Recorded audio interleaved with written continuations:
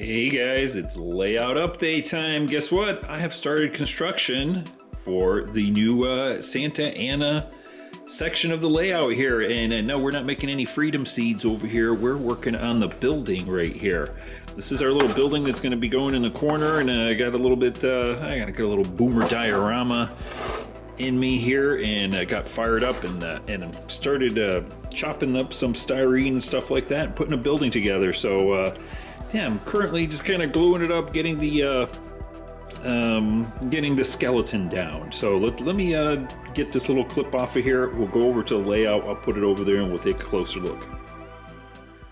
All right, so this is the building that we're talking about over here. It's this little one in the corner right here, and I've been kind of playing around with, you know, kind of the shape of it and what it needs to be right here. Now, obviously, in real life, it's this kind of blue building right there in the corner, and it's got a little brickwork down at the bottom, some windows and stuff like that.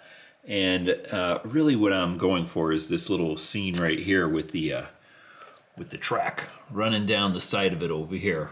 And so the building itself doesn't have to be perfectly square, right? And this is you know, you use your imagination here. What is square is these two right here, these two sides right here. And then as you can tell, it's kind of cockeyed there. Sort of like my penciled out shape right there. Hopefully you can see that. And I got it pretty close, you know, just kind of fudged it here and there, but yeah, kind of got, you know, we'll figure out exactly where we're going to place it, but it's going to be someplace right about here. And, you know, to give us enough room for getting the train back behind it and so forth. And I still got to kind of, you know, putting little pieces here and there just to kind of square it up, or at least really, like I said, I want this square. And then I'm putting a few little braces in here to just sort of stiffen up the walls, you know, because they do flex a little bit right here. So I still got to do those two sort of cockeyed angled walls right there in the back. And then we can get to getting some details and stuff on it like that. So yeah, so that's pretty good. I'm happy I've actually started getting one building over here.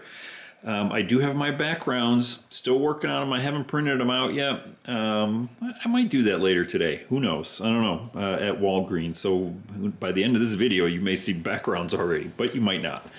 Anyway, the other thing I pulled out was I pulled out all my super tree material and all my, you know, scenicking stuff and everything. And I had one of these mats of nice bushy stuff right here. And actually, it wasn't this color. It was actually this nasty brown color, and I was like, I don't like brown. I mean, it was literally like, let me see if I can find you a piece. Like, there's a little bit of brown right there that you can see, and that's what it looked like. So I basically just spray painted the whole thing darker green, and then started going lighter and lighter, doing more and more pieces, or not pieces, I should say, colors, shades of green. I think it's still a little bit too dark right there after I placed it over here.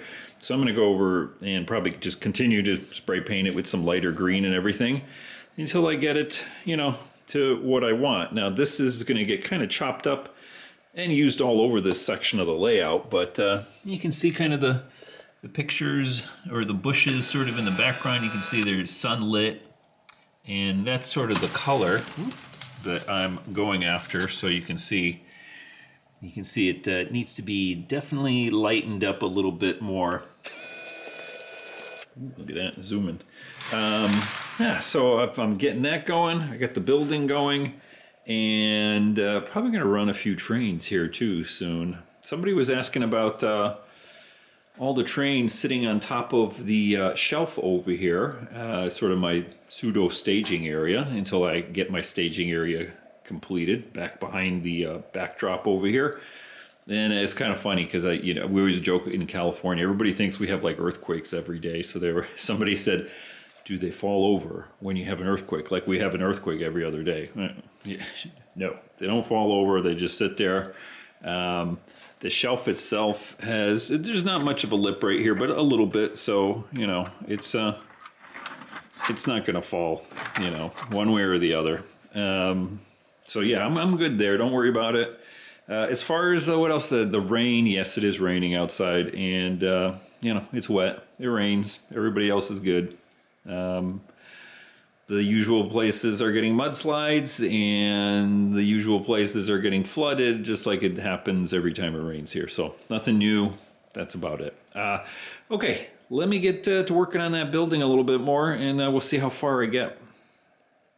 Oh, hey, before I let you go here for a second, yeah, so let me show you what I'm using. I got these, like, I think they're 12 by 10, whatever, pieces of, well, they're styrene, but they're sort of like the knockoff styrene, so I don't even know what they are, if they're the exact same thing as styrene, but they are 0.06, so pretty thick, you know, just to keep it kind of trying to be rigid and whatnot. This is a piece I'm using to just sort of hack up to make, you know, make my little braces and stuff like that, because I don't have any other styrene. I do have some more coming. This was like, I think 20 bucks or something for, I don't know, 6 sheets or something of it. So quite a bit. And, you know, it's easy enough to use if you get a ruler and, you know, an X-Acto to cut it. And then I'm using my two Tamiya, extra thin and extra thin quick setting, just to get it glued up and tacked up together. And yeah, so that's what I'm using. I've also got some other styrene in the mail, should be here I think tomorrow or something, official styrene, that we're going to use to do, you know, detail work and stuff like that once we get the shell completed.